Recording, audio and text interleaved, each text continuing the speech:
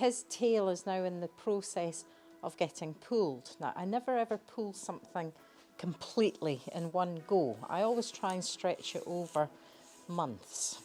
So at the moment, his tail has been pulled twice, and it's now ready to get pulled again. So you can see how we've still got quite a lot of hair to the sides, and there's still a bit of thickness down the front. So what I like to do is, when they're warm, after they've been exercised, I just take a few hairs out at a time. And I find when you pull tails after the horse is exercised and still reasonably warm, they very rarely object to this. And I'm very old-fashioned, but I do think you just cannot beat a pulled tail. And I find pulling their tails, I only take a few hairs at one go, rather than taking big chunks. And to me, the trick is constantly pulling from a different part, because you don't want to pull that you're left with a bald part, because then when it grows back, you're going to end up with a lot of regrowth in one spot.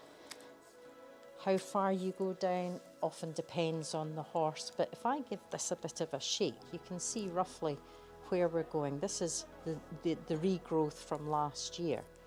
So this is what I'm going to take out, and it still leaves the length of the tail that I'm holding on to. So. But if you were pulling a tail from scratch, the general rule of thumb is 2/3 of the way down the dock. All right, so the dock's down to here. So about 2/3 of the way down is a good starting point. So what I'll do is I'll give this a wash and then pop a tail bandage on it, and then we'll see how it's looking. I reckon another one pulling and we'll just about be at sort of at show condition.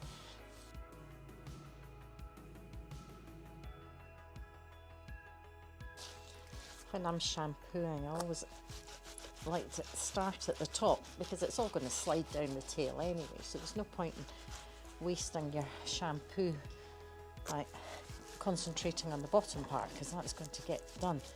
But when you wash a tail, get right into the roots. Often when you start getting horses ready for the shows, it will take a wash or two to get rid of all the grease and dandruff in their coats. And it's a surprising difference it makes. The coats lie better when they're clean. Important thing is to use a shampoo that is not going to strip the oils out of their coats. To get something that's kind but effective. Again, when you're rinsing, get right into the roots, because you don't want any shampoo left.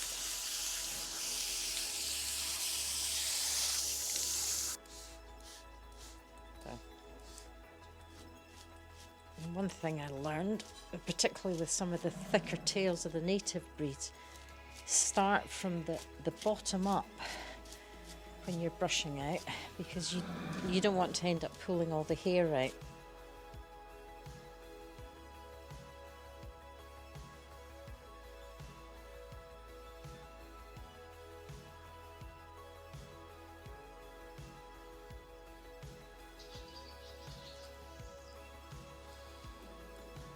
Just remember not to tie the lacing too tight. Bend the tail, and then we'll leave that on for an hour, let it dry, and we'll see what it looks like after.